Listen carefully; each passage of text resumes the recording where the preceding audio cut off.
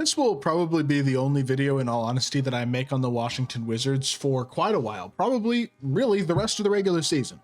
But I haven't made a video on them yet this entire season on this channel, and I think it's about time, a little bit more than halfway through the season, to just make one sad video about this pathetic franchise.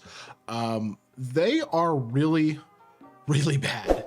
And I don't mean like, they're the worst team in the league. No doubt. They're like one of the worst teams in NBA history, and I think they have a chance to challenge for worst team in NBA history. And I'm not exaggerating. Now, the record will probably not end up being the worst in NBA history, but some of the secondary stats are right up there. It is atrocious how bad this Wizards team is, really on both ends of the court this season, and there doesn't feel like there's a lot of hope for the future. There's a couple pieces that maybe provide a glimmer of hope, but unless they get lucky and win the Cooper Flag sweepstakes, get a superstar in this draft, a superstar in next draft, it feels like there is a very real possibility that not only are the Wizards bad now, but they're going to be bad for quite a while as well, which is a shame, but it's where we are. Like, this team is just not very good at all. An absolute annihilation at the hands of the Lakers tonight, losing by 40 basically. They shoot 32%, almost 23% from three as a team. Kyle Kuzma with a 3 for 14, 2 for 8, 13-point masterclass. Kayshawn George somehow is minus 35 in 27 minutes.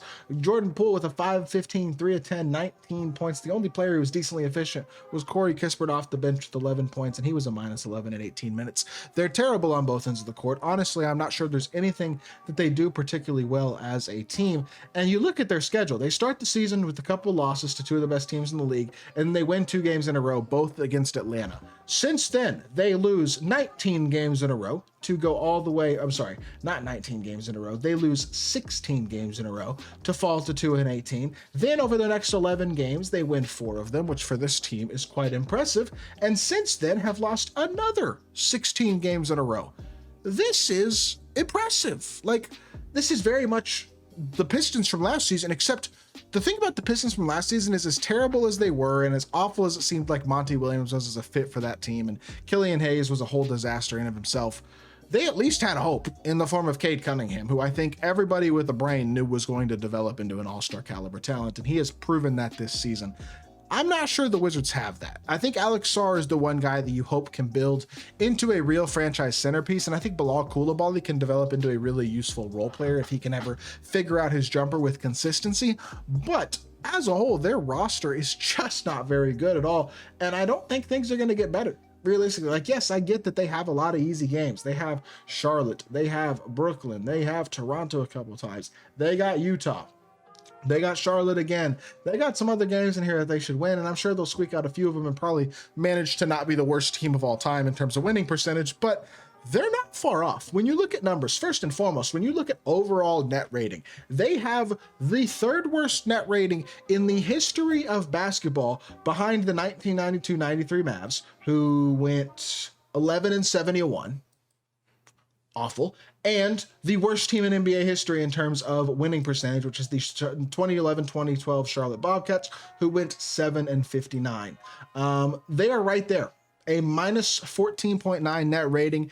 With the way they've played recently, I wouldn't be shocked if by the end of the season they are literally the worst team in NBA history when it comes to net rating. Not only that, as of right now, it is a partial season, yes, but they are right there in the 4th place all time for worst winning percentage so far in a regular season. And look, they're probably not going to get to Charlotte, but I wouldn't be shocked if they get to about 2. 9-73 feels like a pretty realistic record for this team.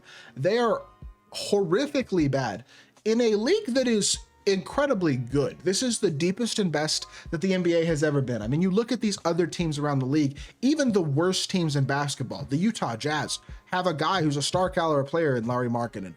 Other really bad tanking teams, such as the Nets, have had talented players like Cam Johnson and Dennis Schroeder and Dorian Finney-Smith, who they already dealt. Other bad teams like the Trailblazers have a lot of young talent and some decent rotation pieces. Same thing with the Charlotte Hornets with LaMelo Ball and some other guys who have shown some promise. Like, the worst teams in basketball are bad, but they aren't bad the way that the Wizards are bad. The only player on the Wizards who I think is really offensively good is Jordan Poole. And the honest truth about Jordan Poole is he's he's having an efficient season, but he's not an incredibly efficient player.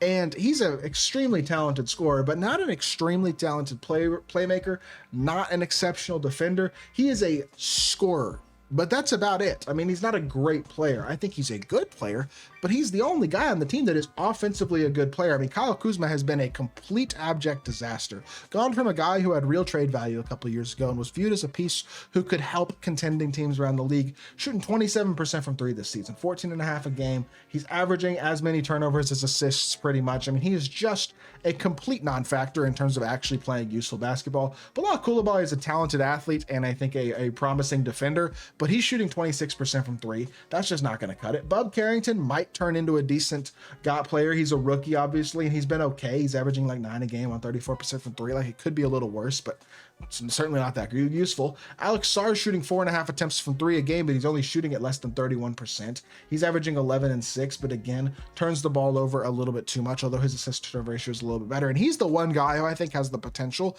to develop into a legitimately like high level NBA player at some point on this roster, but he's obviously not there yet. Corey Kispert is a bust of a first round pick at this point. I mean, he's not a horrible player, but he's not a great one. Kaishan George has had moments of looking slightly promising, but he's another guy who's shooting 28% from three.